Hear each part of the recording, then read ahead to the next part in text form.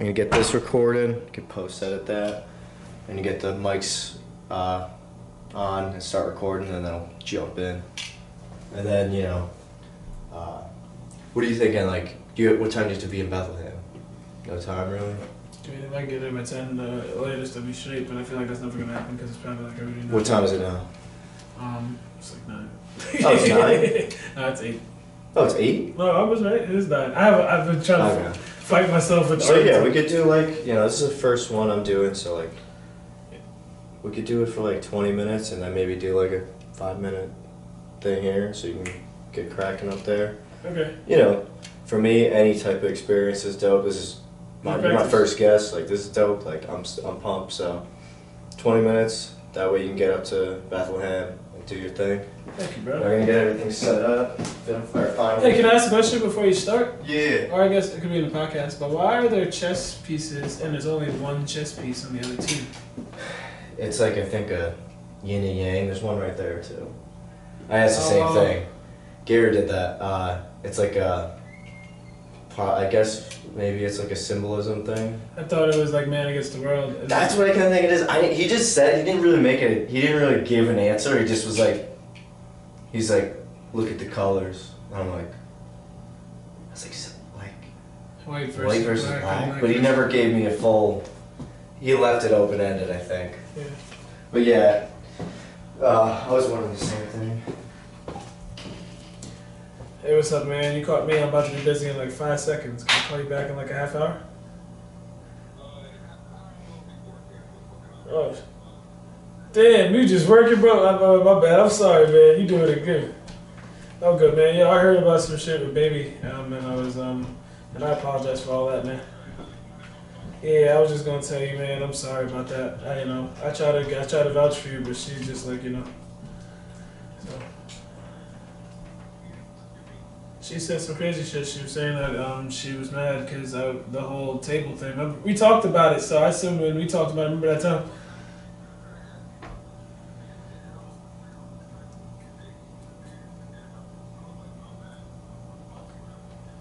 No, that's what she said, bro.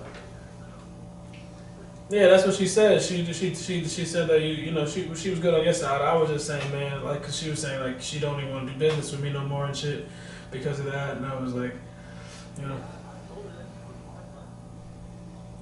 That's fucked up, right? Like, I was like, she's going to the next level. And I'm like, you're supposed to be talking about supporting the whole, everybody's supposed to be supporting each other. And she's saying she only made $400 less. She usually make $1,000 on that table alone. And I'm like, okay, yo, I'm just sending $500 right now.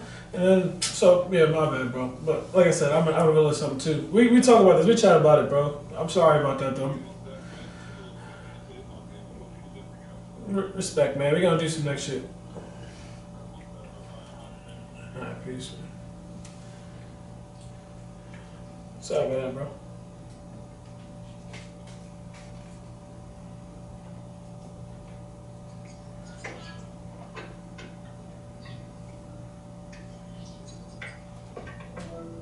Yo.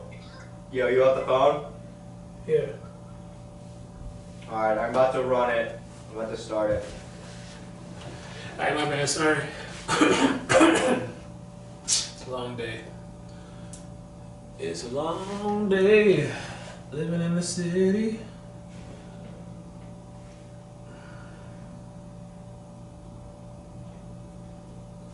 Pull it up.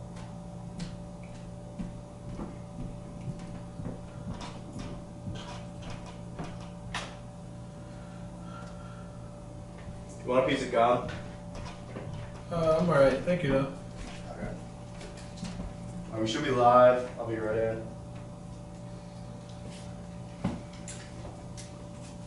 Oh, can't forget my glasses. I want to horrify people. Do it. Alright, I set a timer, 25, and also I know like we're on 5 to wrap things up. Alright, we're in here. Get this out of the way.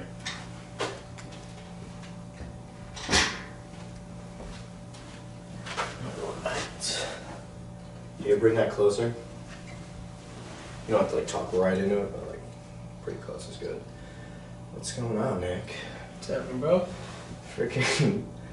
First, gotta get this out of the way. Sanctuary Studios inaugural podcast. You stumbled into the inaugural Sanctuary Studios podcast. You thought you were going to Allentown.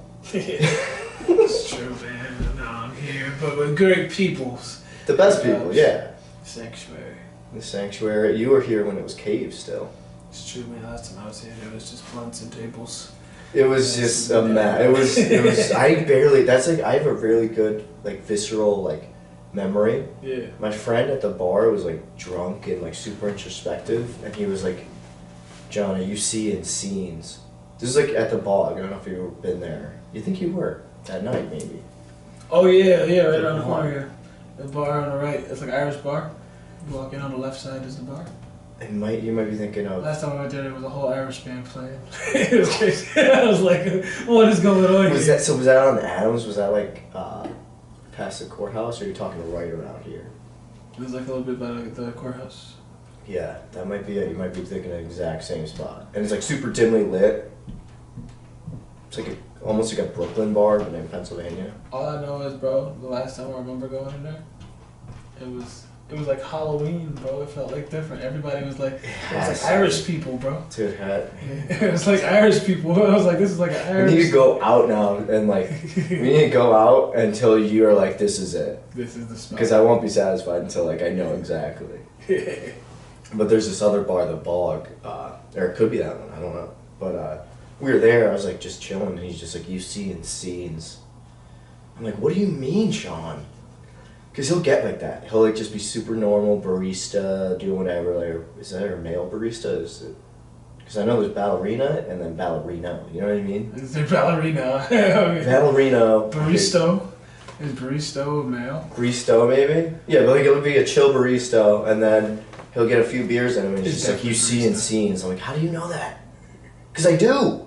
Like usually I could like remember like almost like photographic, but just like Everything the way it is. except for like you know, school. Other than that, like but like chilling, like that night is one of the only nights where it's like It's stuck in your it's head. foggy. Oh really? That must have been too much drinking, man. Like after, because you performed at almost like kind of like you weren't slotted to perform, but I had a show at my house that Gary brought you to, and then a girl performed Little Star Run. Her name is actually Rachel. She performed, and then you jumped on and was just like it was sick, and everyone was like, "What the hell?" And then me, you, and Gary chilled. Or no, you guys went to the studio, I think, and then I like You came here. whipped it down here. And it was just like this place was fogged. It was. I don't remember it at all, bro. I literally like one of the only times. I think Steve Zambano was here. I forget the band's name. There's two bearded dudes. Yeah, and they play like metal guitar, like a duo style. forget who I it was. remember, and I met him like years later at the Scandinavian Cultural Arts Center. I remember those, man. That shit is foggy as hell. So foggy. You know they say so, like your culmination of your life, you've only remembered like a set amount of things, and you believe yourself to have this full life, but it's Yeah. really on these moments that you have like this emotional change. And then you also like those memories that you do remember. Like that's the weirdest part too. Is like as you get along, like sometimes you're not as on point with them. Oh, it's Then you're like, wait, did I forget? yeah, nobody really remembers 9/11. Right. So like, Right. I ask 100 people and they'll tell you that they all saw it. And it's like, you know. 10 billion different ways, yeah. Yeah, it's like, but it's just. I know I got out of school. Man, I could really see it. I was in 5th grade. I was sitting right, like I could see that. You were, okay, so I used to be you're a few screamed years at by older. this lady. I used to get screamed at by this lady, Miss Vickers, who was a cool person. I used to mimic her while she was talking. Everything she would say, I would say exactly back. And my parents got mad and shit. And Nice. I love teachers like that. yeah, so I'd be It's funny. daydreaming in class, and I was looking out the window. I remember I was just daydreaming. I was like, "Yeah, Miss Vickers, look out the window. That doesn't look right." You know what I mean? And then Wait, what? So you're from New York? yeah, I'm from Brooklyn. Oh shit! So you fucking saw it. I think so, but like I said, but then I read that article, and I And was she's like, just like, shut up, dude. Like, You're like, no, no, she looked out seriously, the window, yeah. she's gone, bro. And then the whole school got shut down, and then Holy it was the only time that ever fuck. happened again in the city was with the blackout. They had the New York City blackout, and everything shut down. Everybody went crazy. My grandfather was filling up a pool with water because he thought that he was gonna be like stuck for forever. That's the only two times. Yeah, the city's weird, man. It's different than like the towns. In the towns, I feel like things are like they're like softer here. I don't know how to explain it. It's Yeah, really crazy, 100% understand. Some Yeah. people like freak out.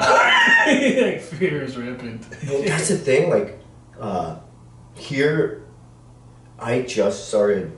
I like to say rooting into Scranton. I've lived here since I was 6 maybe, so like 21 years. Wow. But this is the first time in my life where I haven't been like drastically trying to like get out of here. Where like it becomes like an obsession in my mind, and I'm like, I gotta go I to think that's an age California. thing, right?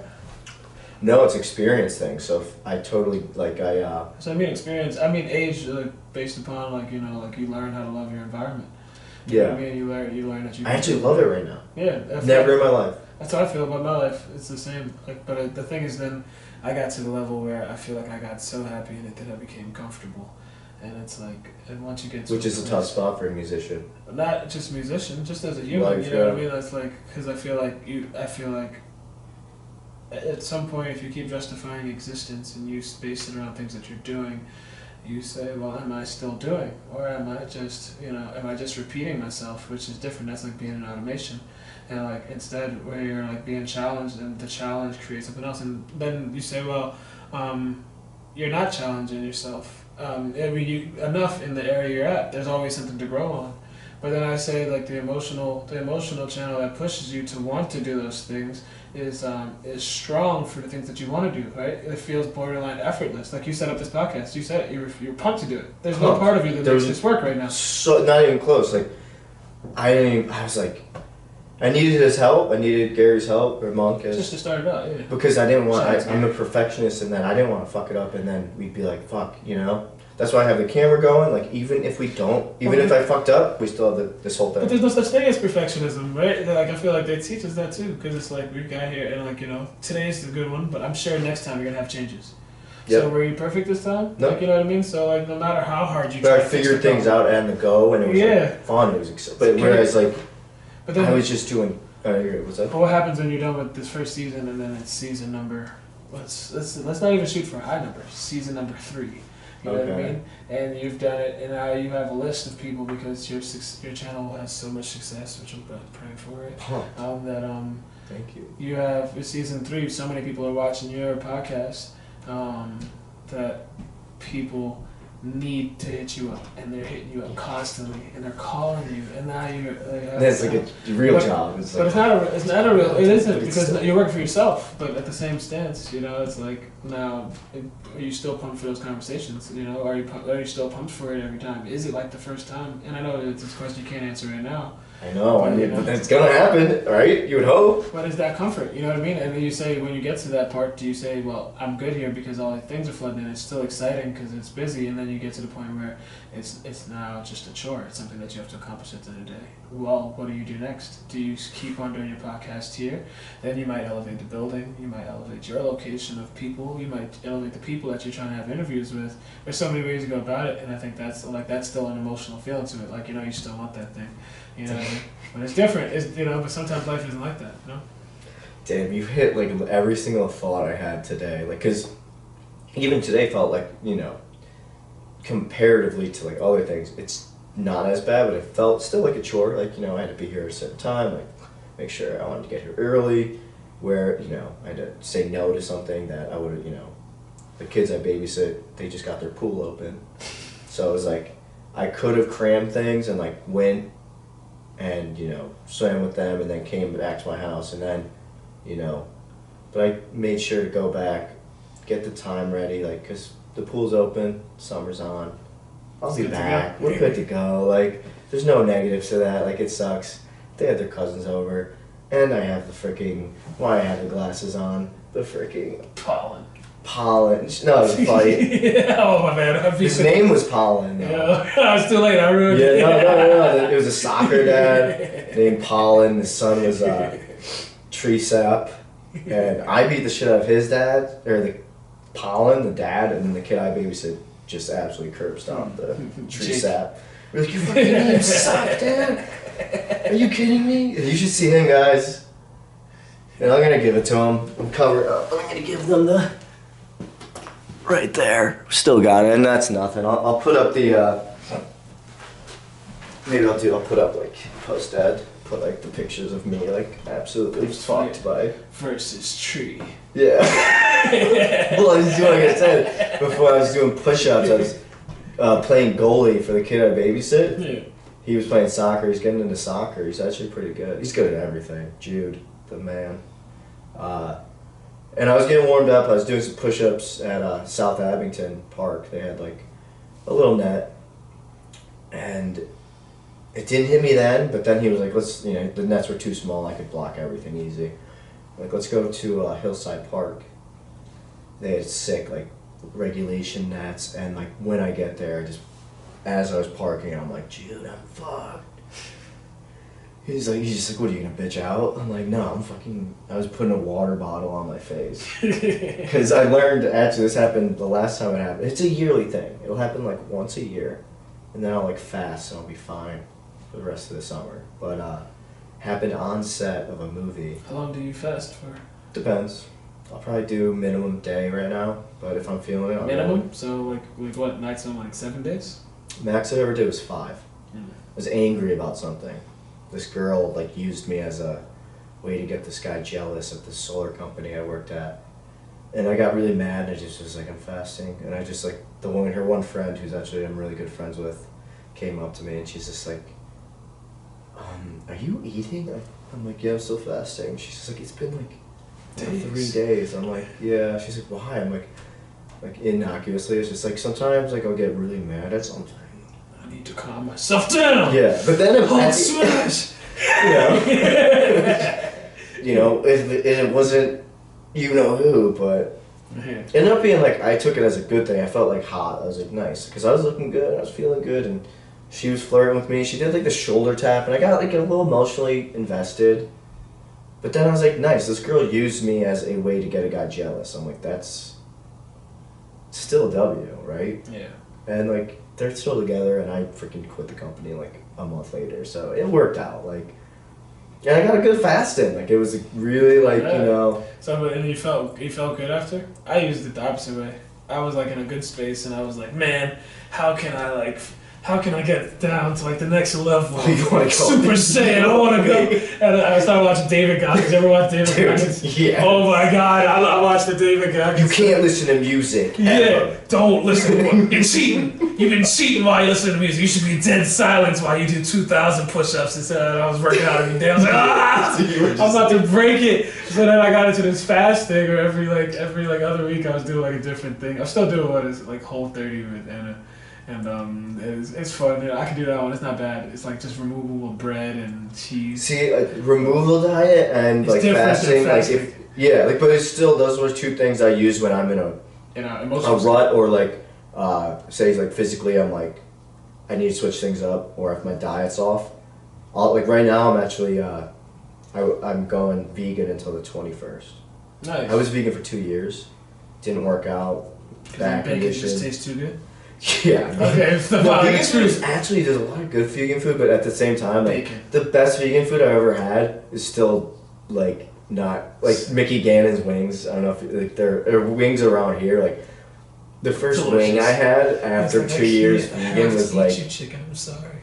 yeah. Like, I'm actually at that point where like I was so invested. Like I was the annoying vegan for a while, which I never wanted to be. Like I'm apolitical. Like I don't try and like if you're.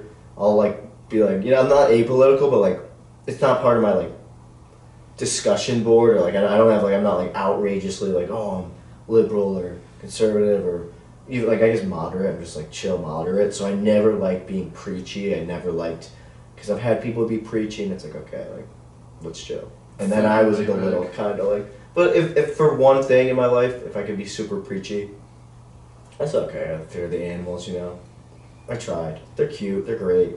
But they taste great. Dude. Like, have you ever just driven past a field of cows and said, burgers? Oh, dude, I was so in it. I got fun. I was with this vegan activist group, and like they took me up to Intraloca, this awesome spot where my sister actually works. She's vegan. Crazy. And then they took me to a veal farm. We like trespassed, didn't even know. Like I was in my car, and a veal farmer fucking tried to fuck me up. Like I was like, fucking grabbed my neck and I was like, drove off. It was sick. I was like just newly vegan, already getting like almost murdered by veal farmers. So Yeah. I was committed. And then for like 2 years, I was like, my sisters were vegetarians, and I was even on them. I'm like, you guys aren't doing enough. Like Go all the cow's way. milk. It's still murder. Like, and then I try to. You were eating like 17 wings in a minute, like a year ago. We've been vegetarian for 10 years. I'm like, Oh man, I'm like, that's I've been vegan divided by 2 3 days. chickens. Now I'm like, fuck. Now I'm like, I'm not even doing the like lab grown meat. Yeah. No, fuck that. Because I know like vegan food, if it's not done right, it's like worse for you than meat. I think dairy is the only thing like that you fake should food. avoid most. I feel like if you really want to go all the Chemical way, shit, anybody that chemical wants to shit. fight me and be vegan, I'm like, where's your garden? Show me all Oh, the things yeah. you're growing. If you because they're still mass producing this little shit that you eat. And I tried to be like a hot, like, you know, freaking shredded vegan. I didn't want to be like coming at anybody with a. And I gained 30 pounds. Yeah. I'm still losing the weight from it. Wow. I was like shredded. I was plant based. Really? Like Tom Brady, like ate like chicken like 3 times a week just for health wise, not humane wise. And I took like a picture before I went vegan. I think I don't know if it was intentional, but like on my Snapchat I saw it was like 2016. Just like watch me get Fucking shredded 6-pack, and then like 2 years in I was plump, like plump. He said, I'm ready to dad bod today. They say they're into that now. I was in Puerto Rico for Earth Ships, this like cool like counterculture like they build self-sustaining homes. That's pretty cool. Yeah, that we can do. Why'd you do that?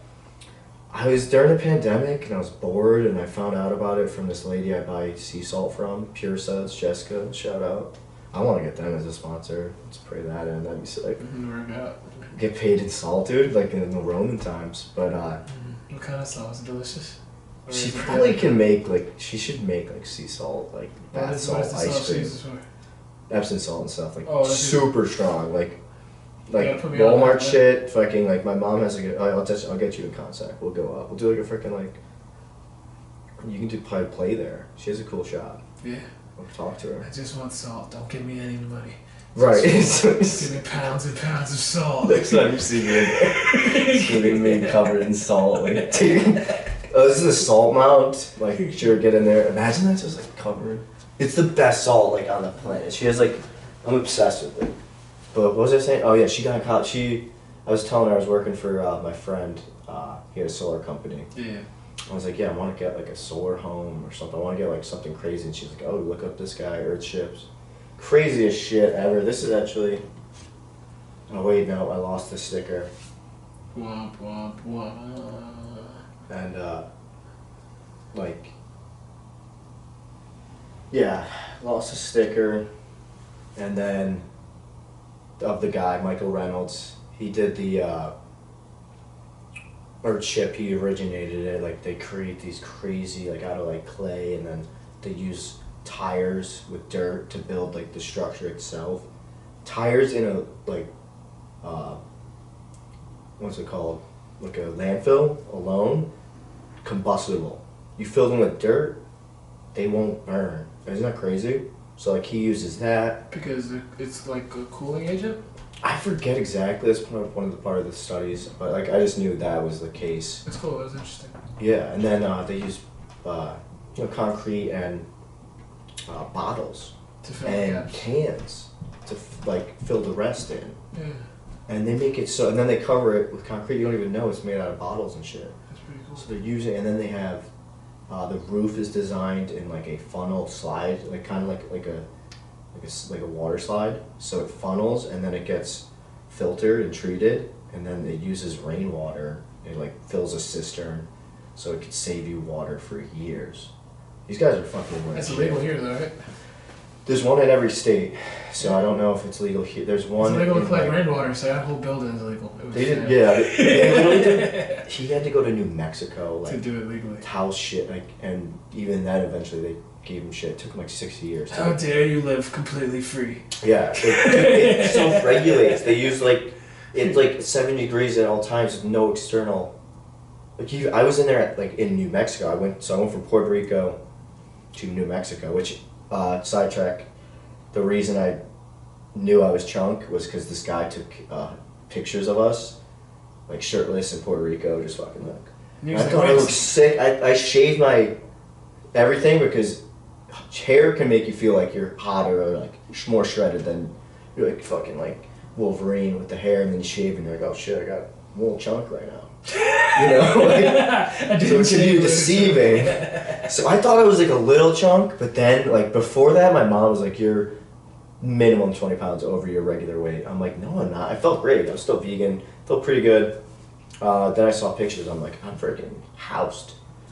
I was like, shit. That's when and then I had back issues from veganism, so I stopped from that. More Back issues from veganism? So I have a genetic spine condition, and I was like 2 years deep, hadn't ate meat. I ate like dairy and stuff, so I was vegetarian, but I was like, I couldn't find relief. Like usually, all the things that usually helped, I was just in pain all day. And then I ate, like I cooked up chicken, and I just did it, and it was like like a guy like returning to crack.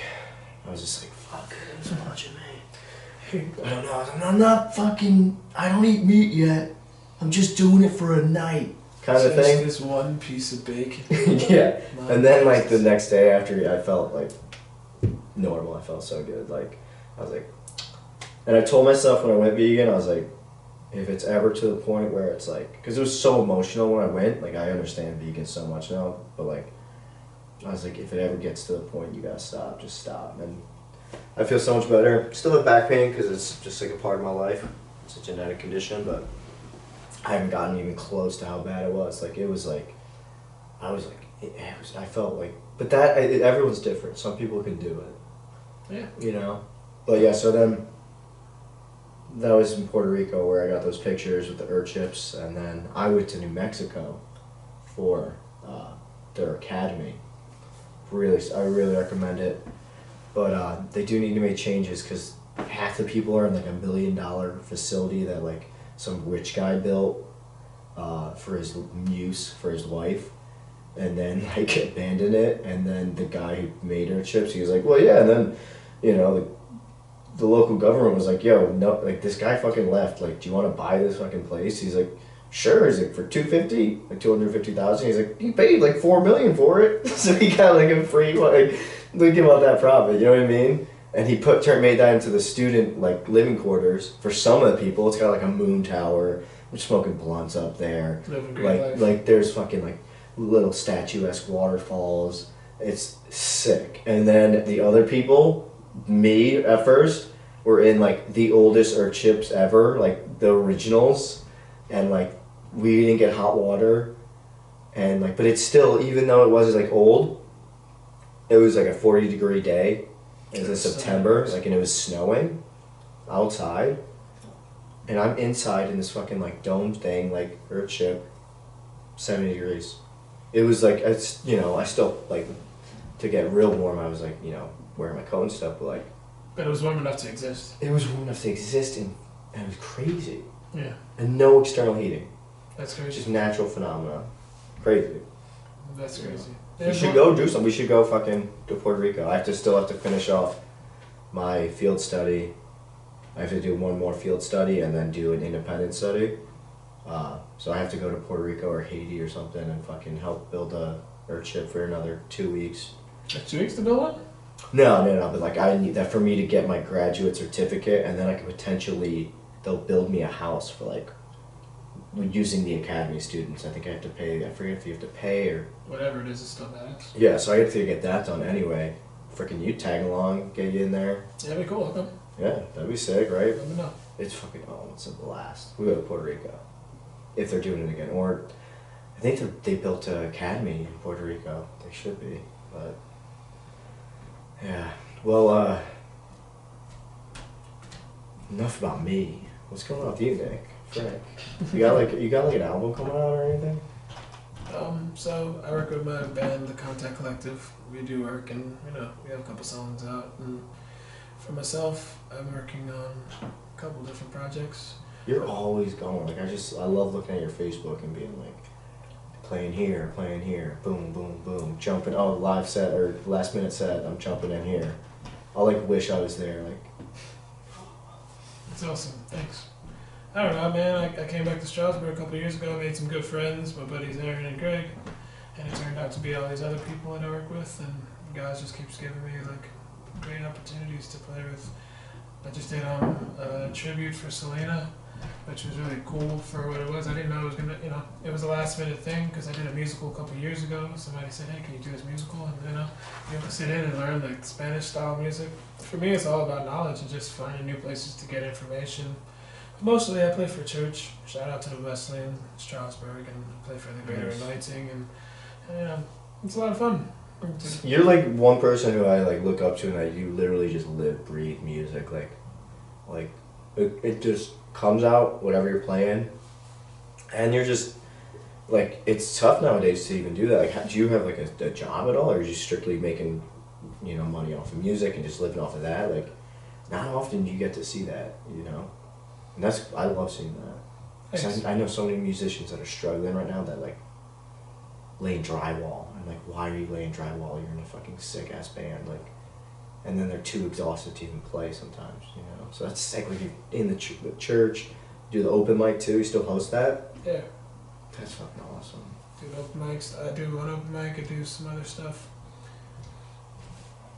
But I want to create a true project, and I spent a long time trying to learn all the tools to create that project, and I'm just starting to get to the point where I feel like I'm capable. But it's been a lot of fun. I don't know anybody special. I'm just doing the best I can. Just doing the best I can, man. Dude, you are definitely somebody special. I gotta say that. Like, you don't have to toot your own horn. I'll toot it for you, but 100%. Like, some people just got it.